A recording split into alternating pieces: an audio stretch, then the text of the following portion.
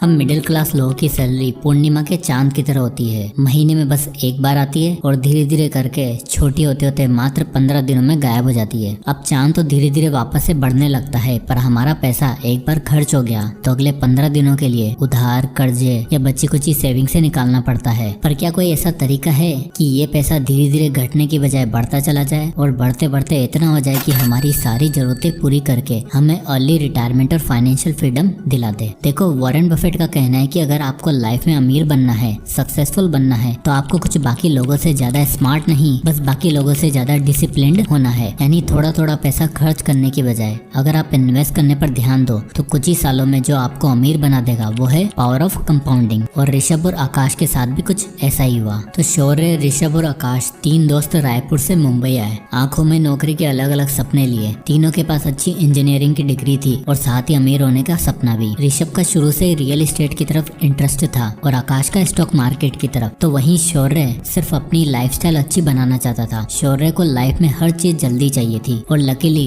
तीनों में सबसे पहले नौकरी लगी भी तो शौर्य की। महीने की 30,000 तनख्वाह पे मुंबई में शौर्य ने सारे सपने पूरे करने का डिसीजन बना लिया। मुंबई का पार्टी कल्चर, लिविंग एक्सपेंसेस, खाना पीना और अलग अलग डेस्टिनेशन शौर्य को भी भाग गए और वो हर महीने ये सारी चीजें जरूर एक्सप्लोर करता। 23 साल का शौर्य अब ज्यादा समझदार और इंडिपेंडेंट हो चुका था। उसे फैमिली तो चलानी नहीं थी, बस अपना करियर बनाना था। इसलिए उसने ऋषभ और आकाश से अलग रहने का डिसीजन लिया, जहां उसके बाकी ऑफिस कलीग भी रहते थे। आए तो तीनों साथ थे, पर शौर्य अब अपने ऑफिस के पास वाली सोसाइटी में एक अपार्टमेंट में रहने लग गया था, जहां का रेंट था 10 से 12 हजार रुपए और ये जगह उसके ऑफिस से नजदीक भी थी। वहीं आकाश और ऋषभ ओल्ड पनवेल में रहते थे, जहाँ रेंट और प्रॉपर्टीज काफी सस्ते और अपॉर्चुनिटी ज्यादा। अब ऋषभ को शुरू से रियल एस्टेट में इंटरेस्ट था और जब वो पनवेल शिफ्ट हुआ तो शुरू के 3-4 महीने उसके पास नौकरी नहीं थी। वो अपने पिताजी से पैसे मंगवाकर अपना खर्चा चलाता। अब ऋषभ सिर्फ नौकरी नहीं ढूंढ रहा था, वो पनवेल में और नवी मुंबई में रियल एस्टेट प्रॉपर्टी पर स्टडी कर रहा था। 2009 में 23 साल का ऋषभ 10 रुपए की चाय और वड़ा पाव पर गुजारा करके इतनी इन्फॉर्मेशन हासिल कर चुका था कि बस उसे एक बड़ी न्यूज और एक बड़े अमाउंट की जरूरत थी। ऋषभ को पता चला कि नई मुंबई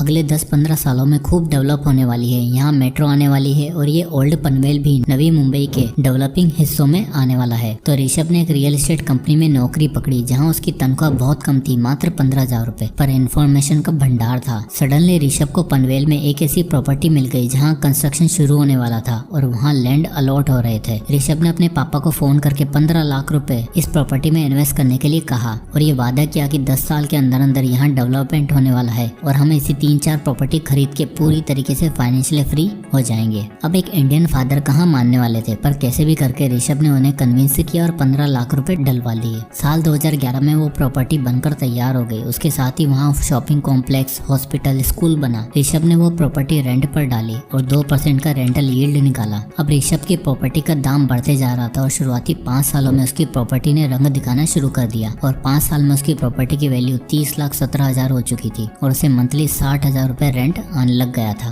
साथ ही उसकी जॉब भी अच्छी होती जा रही थी। ये दिखाता है कि ऋषभ ने पैसा कमाने से भी पहले उसको ऐसी जगह इन्वेस्ट करने के बारे में सोचा जहाँ उसको फ्यूचर में इनकम आती रहे। वहीं दूसरी तरफ शौर्य 2011 में 25 साल का हो चुका था और अब उसकी लाइफ पूरी तरीके से चेंज हो चुकी थी। उसे मुंबई की फ्लैशी कल्चर की आदत लग चुकी थी और अब वो लाइफ के बड़े बड़े परचेज बिना कुछ सोचे समझे करने लग गया था। 50,000 सैलरी होने के बाद और 3 साल नौकरी करने के बाद शौर्य हर वो काम करने लग गया था जो उसके कलीग किया करते। उसके दोस्तों ने गाड़ी खरीदी तो शौर्य का भी मन हुआ कि अपनी गाड़ी ली जाए। भाई साहब शोरूम में जाते हैं और इन्हें पसंद आती है 6 लाख रुपए की सेडान गाड़ी। अब 6 लाख रुपए एक साथ तो नहीं थे, तो बनवा ली EMI। और अब आप यहाँ देख ही सकते हो कि रेंट के साथ साथ शौर्य का 12,000 रुपए का एक और फिक्स्ड खर्चा हो गया है। 50,000 की सैलरी में शौर्य 12,000 रेंट पे करता था और 12,000 गाड़ी की EMI, यानी 24 से 25,000 का खर्चा फिक्स्ड। अब गाड़ी आ गई थी, महंगी बातचीत हो गई थी, तो अब तो जीवन में किसी हमसफर का आना बनता था। और लाइफ पार्टनर आते ही शौर्य ने अपने आप को ऐसे प्रेजेंट किया जैसे उसके पास बहुत पैसा है और वो खूब पार्टी और मजे करता है। शौर्य के पार्टनर ने भी अपने मन में शौर्य के लिए वही इमेज बना ली और अब शौर्य के पास 25,000 एक्स्ट्रा बचते भी थे, अब वो भी नहीं बच रहे थे। धीरे धीरे टाइम बीता। शौर्य अच्छी जॉब की तलाश में स्विच करता रहा। उसने अपनी फैमिली बनाई, शादी करी, पर इस बीच में वो जब भी अपने दोस्तों के बारे में सोचता तब उसे यही लगता कि यार मैं कहां से कहां आ गया हूं और वो लोग अभी वहीं के वहीं पड़े हुए होंगे। फाइनली 11 साल काम करने के बाद जब शौर्य 36 साल का हो चुका था तब उसे ऐसी जॉब मिल गई थी जहां उसे 1 लाख रुपए पर मंथ मिल रहा था और अब शौर्य को लगा कि टाइम आ गया है खुद का घर लेने का। शौर्य और उसकी वाइफ अब मुंबई में एक अच्छा घर की छानबीन में लग गए थे और फाइनली पनवेल में एक प्रॉपर्टी प्रॉपर्टी पसंद आती है, 3 BHK अपार्टमेंट, और वो भी फुली फर्निश्ड, जो उन्हें 90 लाख रुपए मिल रहा था।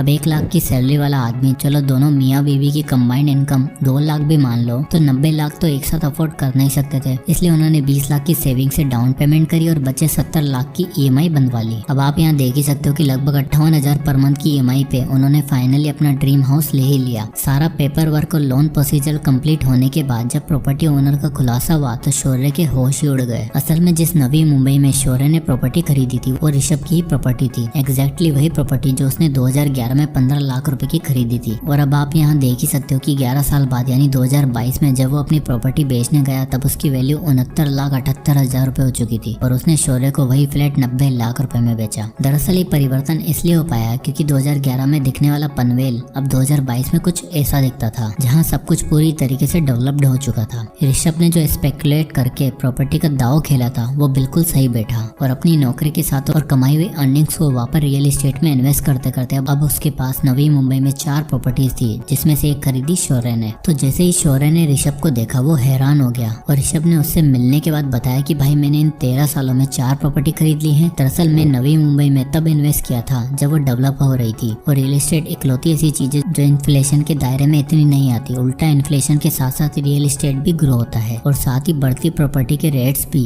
और आसपास होती डेवलपमेंट के साथ रेंट भी इंक्रीज हो जाते हैं, यानी पावर ऑफ कंपाउंडिंग के साथ पावर ऑफ रेंटिंग भी। 36 की एज में ऋषभ के पास इतना पैसा था कि वो आराम से रिटायर हो सकता था और उसका एसेट उसे पैसा कमा कर दे रहा था। वॉरेन बफेट कहते हैं, if you don't find a way to make money while you sleep you will be working till your last breath. और कुछ ऐसा ही हाल था शौर्य का। इन दोनों में बातचीत चली रही थी कि इतने में आकाश का जिक्र हुआ। शौर्य ने पूछा कि आकाश कहाँ है आजकल, नौकरी के लिए कहीं धक्के तो नहीं खा रहा? तो ऋषभ ने बताया, नहीं भाई, उसकी गेम तो एकदम अलग है। उसने 2 साल नॉर्मल जॉब करने के बाद दलाल स्ट्रीट में नौकरी करी और अब वो वहीं पर प्लेस्ड है। रुक, उसको भी बुलाता हूँ। आकाश का इंतजार करते हैं शौर्य और ऋषभ दोनों एक होटल में बैठे हुए थे। तभी आकाश एक ट्रू जेंटलमैन सेंस में अपनी गाड़ी से उतरता है और दोनों से बड़े दिनों बाद मिलकर बहुत खुश होता है। आकाश का सिंपल वे ऑफ लिविंग देखकर शौर्य पूछता है कि भाई तुम्हारा क्या हाल है, लाइफ में कुछ हुआ कि नहीं, पैसा रुपया कमाया कि नहीं ढंग से? इस पर आकाश बड़ी ग्रेसफुली रिप्लाई करता है कि भाइयों बस अगले 5 सालों में रिटायर होने वाला हूँ। शौर्य मनी मन सोचता है कि एक साला रिटायर भी हो गया है और एक 5 साल बाद होने वाला है और मैं अकेला अगले 20 साल तक घर की EMI भरने के लिए काम करूंगा क्या? आउट ऑफ क्यूरियोसिटी शौर्य पूछ ही लेता है कि भाई 5 साल में कहीं लॉटरी तो नहीं लगने वाली? इस पर आकाश उन दोनों को अपनी लाइफ स्टोरी बताता है। कहता है कि मेरी कोई लॉटरी नहीं लगने वाली, बल्कि मैं सेविंग्स रूल और कंपाउंडिंग रूल की मदद से पैसा कमाया है और अब इतना हो चुका है कि बस 3-4 साल बाद रिटायर हो जाऊंगा। तो आकाश कंटिन्यू करते हुए बताता है कि हुआ यूं कि मेरी पहली नौकरी लगी एक ट्रेडिंग कंपनी में एज एन IT टेक्नीशियन। वहाँ मेरा काम तो अलग था पर मैंने स्टॉक मार्केट के कुछ दाव पेश सीखे और अपनी 25,000 की सैलरी में से कुछ पोर्शन सेव करके इन्वेस्ट करता रहा। इन्वेस्ट करने के लिए मैंने जिस सेविंग मेथड का यूज किया था वो था 50-30-20 रूल। मैंने 25,000 की सैलरी में से 50% हिस्सा अपनी नीड्स के लिए रखा, 30% वॉन्ट्स और एंटरटेनमेंट सोर्सेज के लिए और बाकी बचा 20% यानी 5,000 रुपए SIP के थ्रू इन्वेस्ट किया। आकाश ने बताया कि उसे सबसे पहले मार्केट के बारे में सीखना था और इन्वेस्टमेंट के लिए जो सबसे बेस्ट चीज थी